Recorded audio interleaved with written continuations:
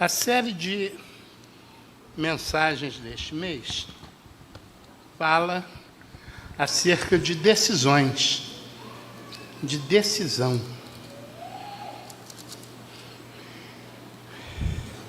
Tomar decisão faz parte do nosso cotidiano. Sejam elas simples, sejam elas sérias e graves. De manhã, quando vamos sair para o trabalho, nós temos que decidir que roupa usar. Aqueles que têm mais de 3 camisas, vai escolher uma. As mulheres vão escolher um vestido, uma saia, uma blusa, o sapato. A gente escolhe o café.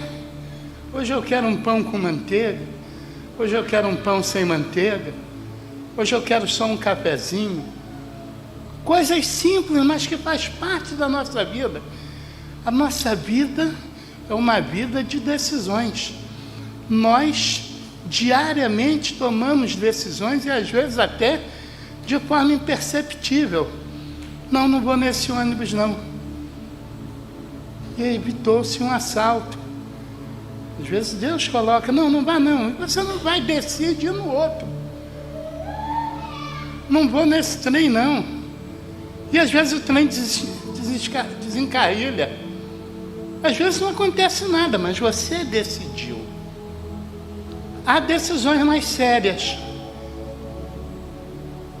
A decisão da escolha da namorada para os jovens. Ele tem que refletir. Muitas vezes ele escolhe uma namorada muito bonita. Ou a moça escolhe um rapaz lindo, forte, espadaúdo. E alguém diz para ela assim, olha, ele tem um caráter duvidoso. Mas ela chega e diz, mas ele é muito bonito. Eu quero aproveitar essa beleza, embora seja uma beleza efêmera, porque a vida vai nos desgastando. E hoje nós vamos falar de decisão também sobre esse enfoque.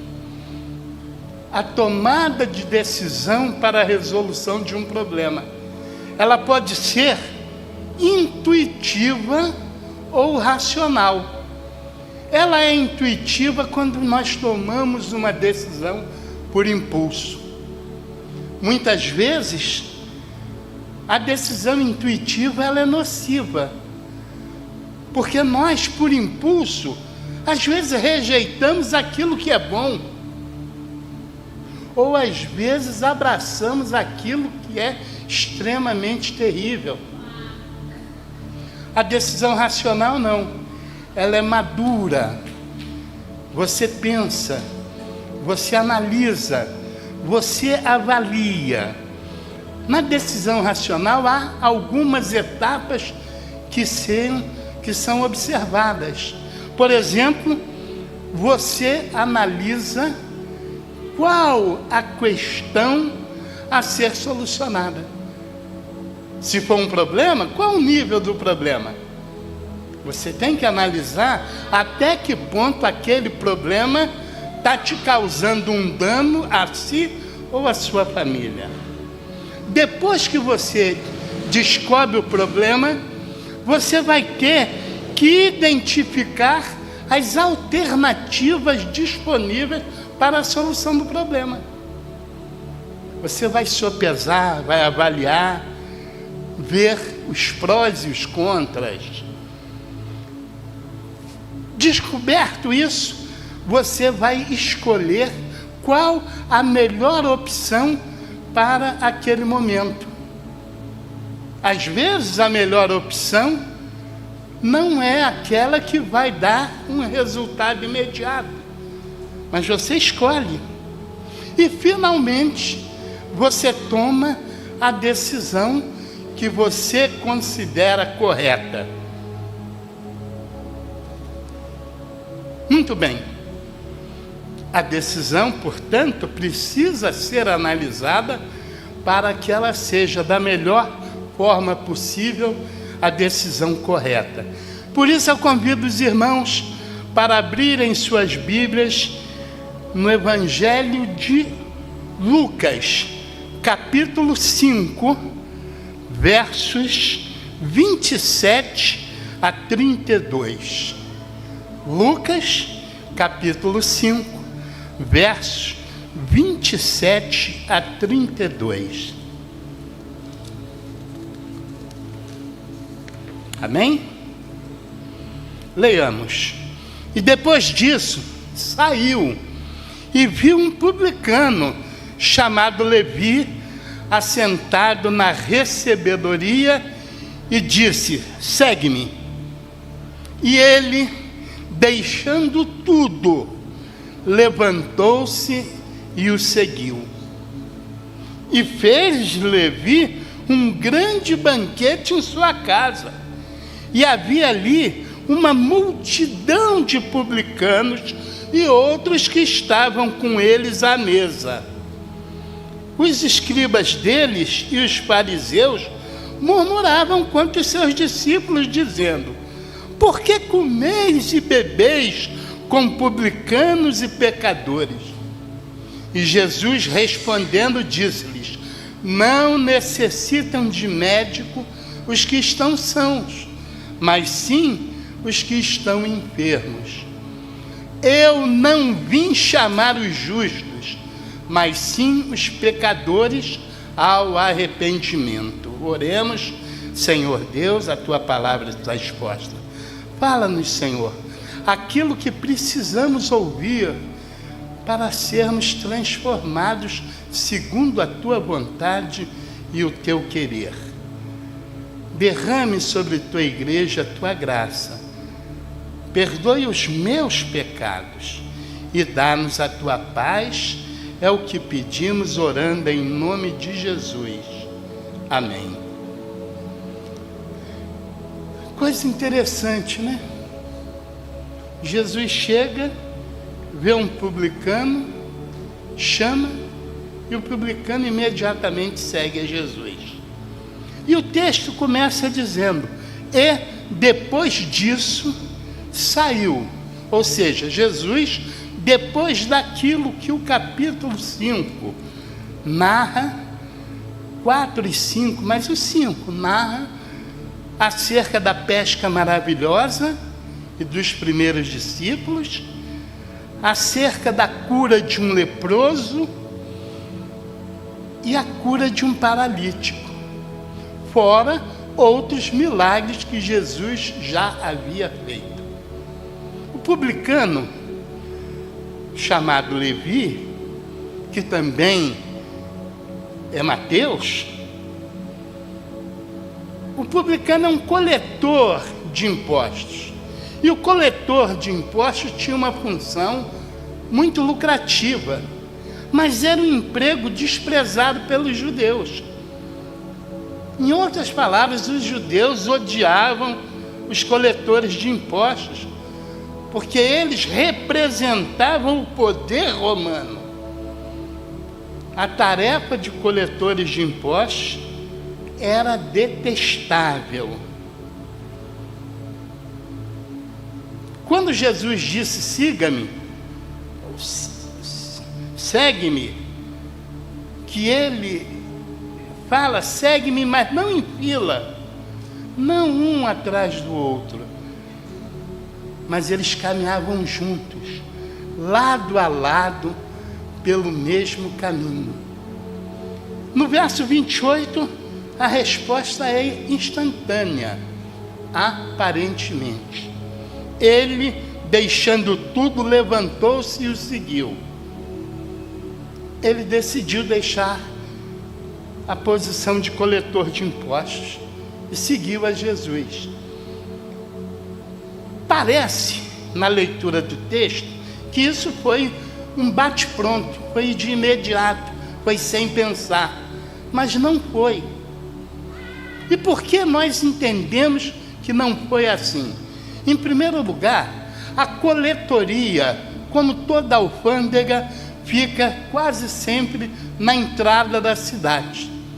E na entrada da cidade, você escuta tudo sobre a vida de todos e sabe tudo o que está acontecendo na cidade. Mateus, ou Levi, segundo Lucas, ele ficava sentado na coletoria. E eu vi as pessoas passarem, viu aquele paralítico que andou, viu aquele cego que voltou a ver. Você viu, foi Jesus. E aquela pesca maravilhosa, não tinha peixe há tanto tempo e teve tanta abundância de peixe. Quem fez isso? Foi Jesus. Foi Jesus. Levi, ele olhava, ele ouvia. E ao ouvir de Jesus, ele olhou para a sua própria vida. Eu sou um homem rico, eu sou um homem abastado. Eu tenho tudo, mas eu não tenho nada. Ironicamente, irmãos, às vezes ter tudo que o dinheiro pode dar, significa não ter nada, absolutamente nada. Ele não tinha, por exemplo, a atenção dos seus conterrâneos. Quando passava, deviam cuspir nele, deviam xingar, desvironizar. Sai para lá, seu isso, seu aquilo. Sai para lá, seu traíra. Tu é um traidor do nosso povo. Tu só está pensando no lucro, no dinheiro. Sai para lá. Você não respeita as leis de Moisés. Devia ouvir os maiores impropérios. Talvez nem na casa dele mesmo ele tivesse alegria. Era um homem triste. Com certeza, Mateus, o Levi, era um homem triste, era um homem infeliz. Mas ele tomou uma decisão: eu não quero mais levar essa vida, eu não quero mais ser humilhado, eu não quero mais ser ultrajado, eu quero ser um homem feliz, eu quero ser um homem em paz com Deus. Mas os fariseus e os escribas não me aceitam no templo, e o templo era o centro da atividade religiosa do judeu. Os fariseus: este não, é traidor, este não, é impuro. Os sacerdotes viravam as costas para ele, e ele era infeliz. Mas ele ouviu falar de Jesus. Ele sentadinho ali naquela coletoria, ele ouviu o povo alegre. E imagine: poxa, tanto dinheiro que eu tenho, mas eu não tenho esse sorriso espontâneo dessas pessoas que conheceram Jesus. E aí Jesus percebe isso e vem. Porque Jesus, não eram a todos que Jesus dizia: siga-me, siga-me. Não. Os primeiros apóstolos, os primeiros discípulos, ele chamou. E ele olhou naquele homem, ele viu um valor que ninguém mais via. Porque Jesus vê o nosso coração e restaurou aquele homem. Olhou para ele, falou: siga-me. Não falou com autoridade: siga-me. Não, siga-me. E ele olha a candura com que Jesus convida e deixa tudo, já não tem mais valor. Aquele dinheiro, aquele emprego, nada daquilo tem valor, porque ele tem a oportunidade de ter um encontro com o Filho de Deus. Imagine como deve ter ficado o coração de Levi quando Jesus disse: siga-me. Ah, meu Deus, eu fui visto. Ah, meu Deus, o Filho do Homem, o Cristo, o Messias me viu e falou comigo e me chamou para segui-lo. Eu vou. Essa é a decisão que eu tenho que tomar. Uma decisão, a meu ver, e pelo que a gente se depreende daqui, quando vem E depois disso, é que ele sabia o que já estava acontecendo. Então foi uma decisão madura. Ele quis ser alguém. Ele era rico? Era. Mas ele era ninguém. Ninguém o amava, ninguém o acolhia, ninguém o respeitava. E aí, o que acontece? Ele ficou tão feliz, mas tão feliz, que ele prepara um banquete, e o 29 vai dizer: e fez Levi um grande banquete em sua casa. E havia ali uma multidão de publicanos e outros que estavam com eles à mesa. Os colegas publicanos devem ter ficado intrigados. Ué, o que levou Levi a deixar tudo e seguir a Jesus? Que ele está homenageando. Quem é esse Jesus que está sendo homenageado por um colega publicano? E evidentemente que naquele banquete muitos outros também decidiram seguir a Jesus. Muitos outros também quebrantaram seus corações. Afinal de contas, o que ele estava fazendo era uma coisa divina.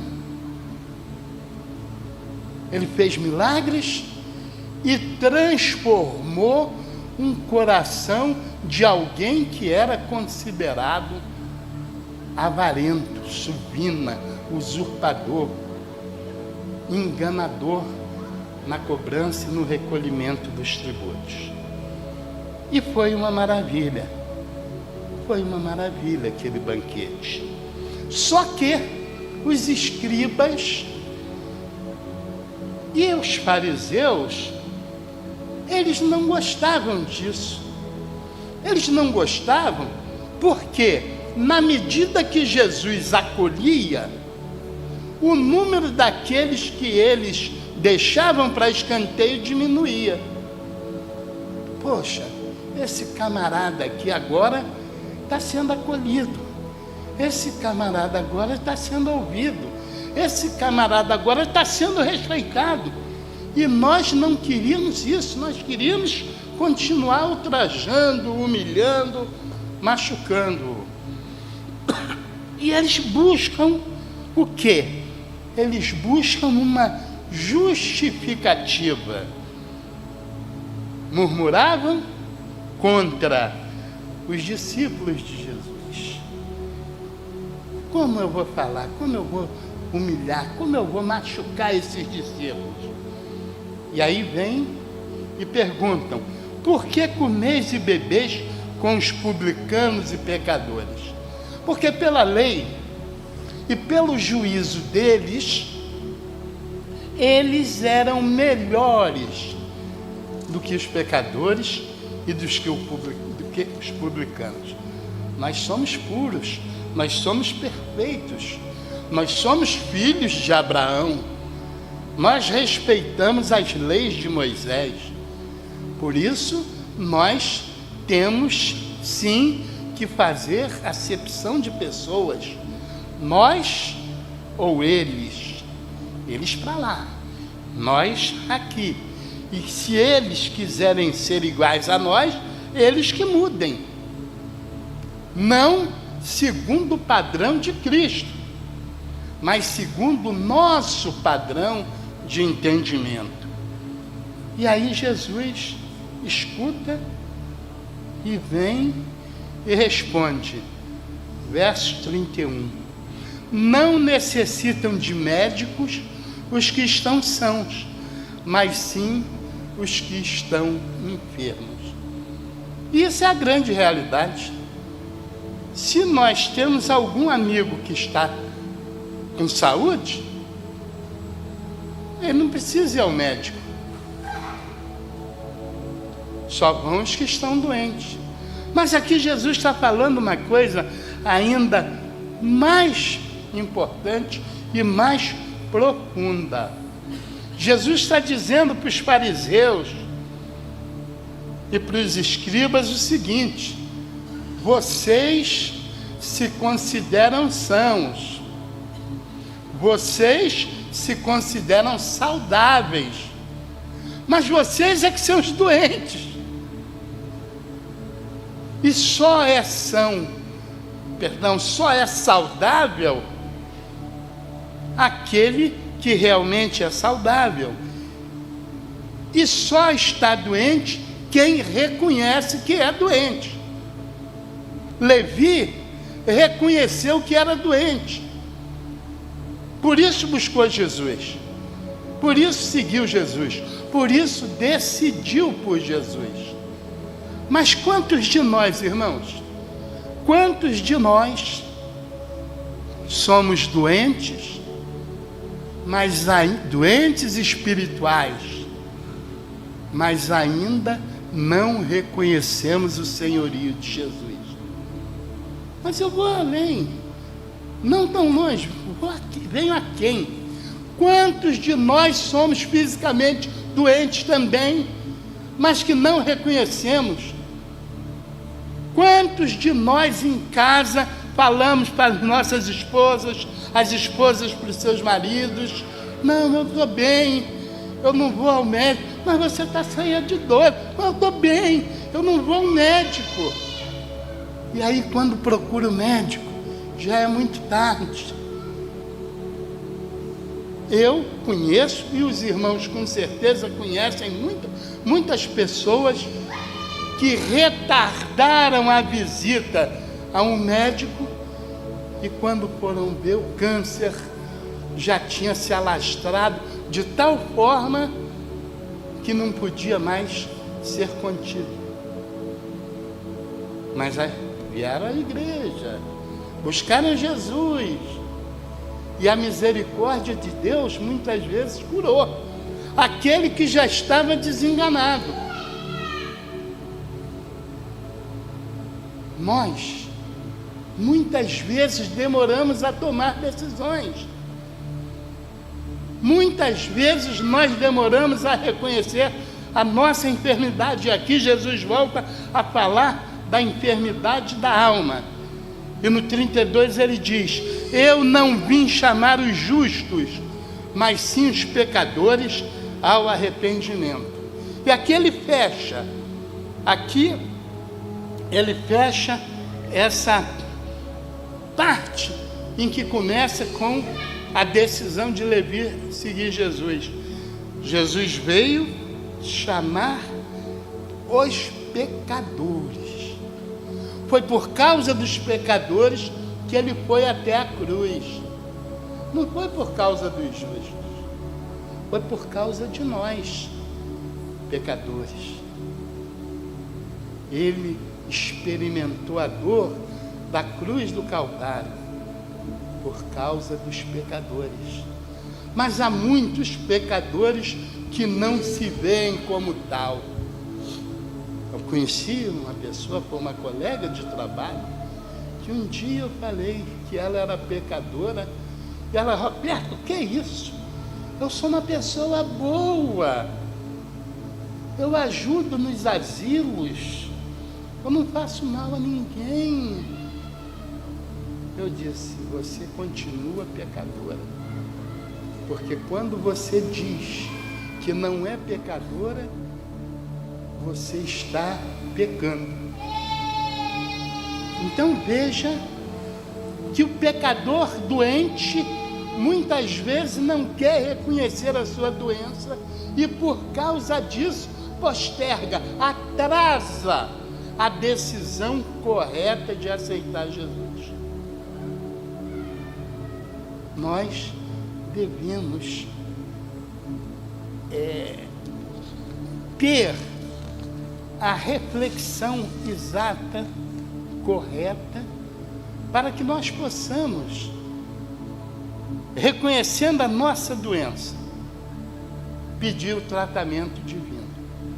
Senhor, médico dos médicos, cure a doença do meu coração.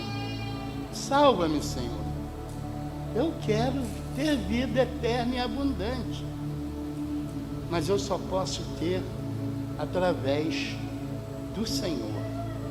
E qual seria a aplicação dessa mensagem? Quando nós olhamos aqui a cena, ela se divide em duas partes. A primeira se liga ao chamado e a segunda aos confrontos que a decisão provoca. Quando somos chamados e decidimos aceitar Jesus, imediatamente nós vamos ser confrontados. Não que Deus esteja nos testando. Ele conhece o nosso coração, Ele sabe da nossa sinceridade. É que o mundo está nos perdendo.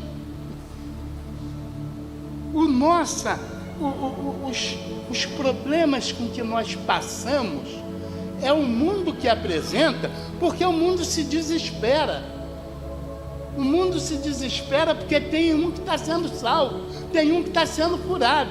Então vamos jogar sobre ele uma gama de dificuldades para ver se ele reconsidera a decisão tomada. Quando nós entendemos que é o mundo que quer o nosso retorno, aí nós nos firmamos ainda mais no Senhor, através da oração, através do ensino da palavra. Porque o ensino da palavra, ele nos fortalece, porque ele nos dá discernimento, ele nos dá caminhos, ele nos dá direção, para que nós não possamos tropeçar. O mundo tenta nos destruir, e o próprio Jesus falou que quem ama o mundo não ama Deus, e que o mundo milita contra Deus. Por isso, às vezes, nós passamos por algumas dificuldades, mas por dificuldades momentâneas. Foi o que aconteceu com Jesus no deserto. Tentado, mas chegou um momento que o inimigo se afastou momentaneamente. Momentaneamente por quê?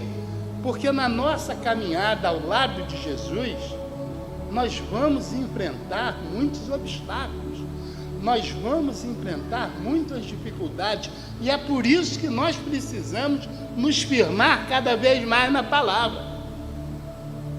Não podemos nos deixar abater, mas sozinho nós não temos força.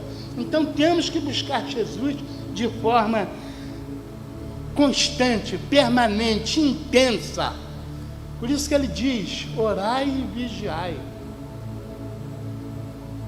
Vigiai para não cair nas armadilhas. Orai para serem fortalecidos. A segunda parte, a gente vê que houve um banquete de despedida em homenagem ao novo Senhor.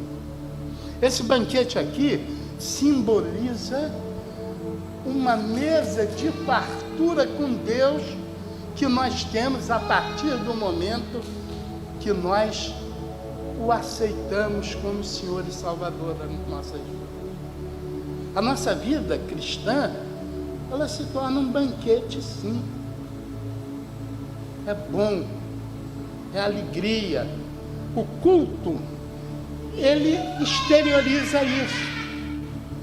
Nós cantamos, e como a irmã falou, não acredito que haja alguém que tenha vindo triste, que continue triste depois daquele louvor.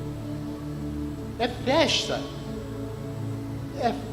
santa, é festa maravilhosa, porque é festa na presença de Deus. Por isso é importante que nós venhamos aos cultos. Tudo bem, às vezes tem uma dificuldade, você não pode vir, mas se esforce para vir. Viu, Roberto? Viu, Graça? Viu, Leonor? Nos esforcemos para vir, porque nós temos que participar com os irmãos deste banquete maravilhoso que é cultuar o nosso Senhor, que é homenagear o nosso Senhor. E essa é uma lição que Levi está nos deixando aqui. Fez um banquete em homenagem ao Senhor Jesus. Não devemos abrir mão da alegria do banquete com o Senhor Jesus. Concluindo, nos textos refletidos, Jesus deixou claro sua missão: morrer para salvar a humanidade. Ele fez a parte dele. Mas você, que ainda não aceitou e que está me ouvindo, você precisa fazer a sua parte.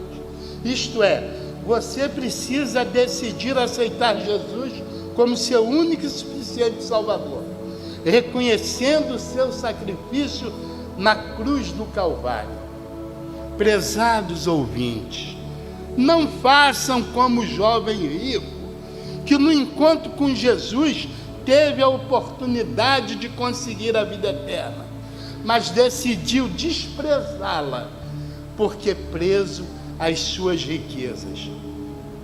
Faça como Levi, de forma resoluta, deixou tudo para seguir Jesus. Levi é o modelo da decisão correta, o do pecador arrependido e perdoado, que ao fim se converte em apóstolo. Portanto, meus irmãos queridos, decida-se por Jesus enquanto há tempo.